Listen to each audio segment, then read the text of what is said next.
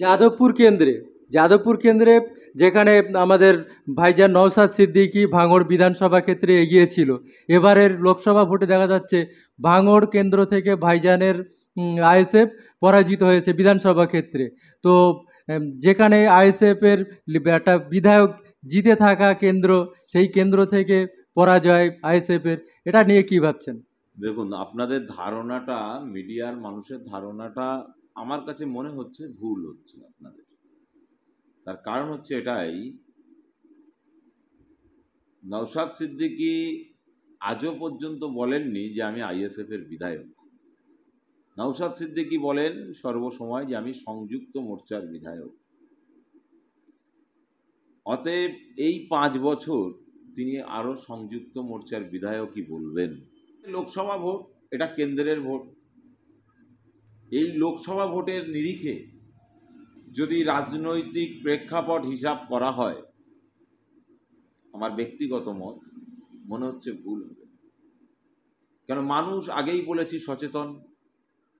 গ্রাম সভায় কাকে ভোট দিলে কাজ হবে, আপনার জেলা পরিষদে কাকে ভোট দিলে কাজ হবে, আপনার ব্লকে কাকে ভোট দিলে কাজ হবে, বিধানসভায় কাকে ভোট দিলে কাজ হবে, আপনার লোকসভায় কাকে ভোট দিলে কাজ হবে।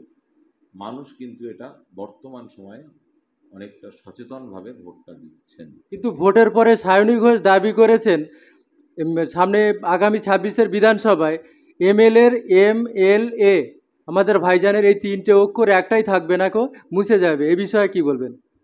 দেখুন, সায়নী ঘোষ এমন একজন নেত্রী, তাকে নিয়ে আমি কোনো কমেন্ট করতে চাই না, বলতে চাই না। কেন, যে ব্যক্তির রুচিটাই আলাদা।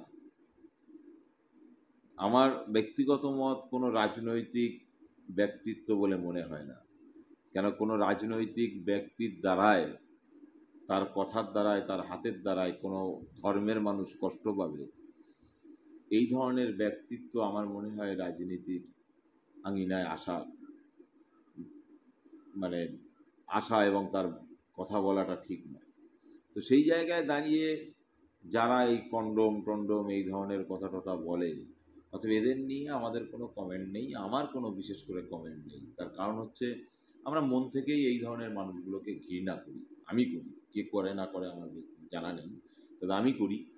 কেন, যারা ধর্মে ধর্মের বিবাদ করতে চায়, যারা হিন্দু মুসলমানের দাঙ্গা লাগাতে চায়, যারা হিন্দু মুসলমান করে বিভেদ করতে চায়, তাদের থেকে আমরা দূরে থাকার চেষ্টা করি এবং তাদের নামটাও আমরা মুখে আনতে চাই না। অতএব এর নিয়ে কোনো বক্তব্য আমাদের নেই। আমার